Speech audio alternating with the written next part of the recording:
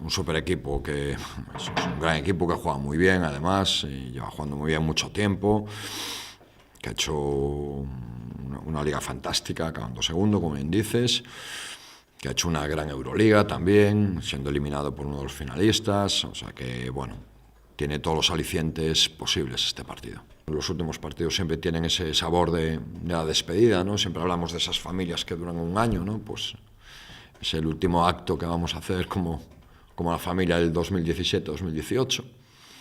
Entonces solo espero que vengan, que disfruten y poco más, ¿no? Yo sé que la gente valora lo difícil que es esto, ¿no? Aunque se haya conseguido ya hace unas semanas, con qué proyectos luchas, contra qué presupuestos luchas, contra lo que en estos 7 años de permanencia en la Liga Endesa, cuántos han quedado por el camino y un proyecto, como dice nuestro presidente siempre, modesto pero muy serio, sigue ahí, y que también lo decimos muchas veces, ¿no? Que sin ellos esto no existe. Está claro que para mí los jugadores no solo son personas que meten canastas, ¿no? O que ponen tapones, o que roban balones, da igual. Son personas con las que convivo muchísimas horas, en mi vida, muchas más horas que incluso que mi familia, ¿no? Son mi otra familia.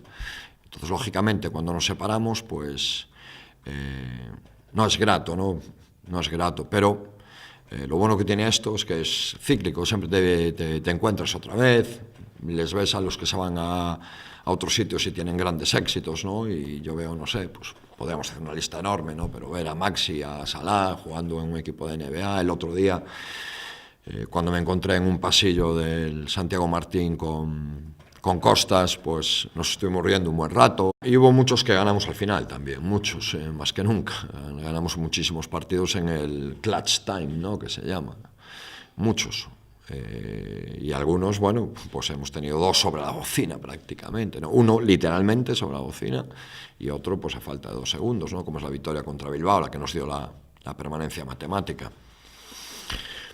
Claro, el análisis global se debe hacer respecto al objetivo, es decir, ¿lo conseguimos o no? Pero el análisis de por qué no ganaste o perdiste más partidos hay que hacerlo de forma individual en cada partido, ¿no? Lo que tienes que valorar es cuán competitivo ha sido el equipo, ¿no?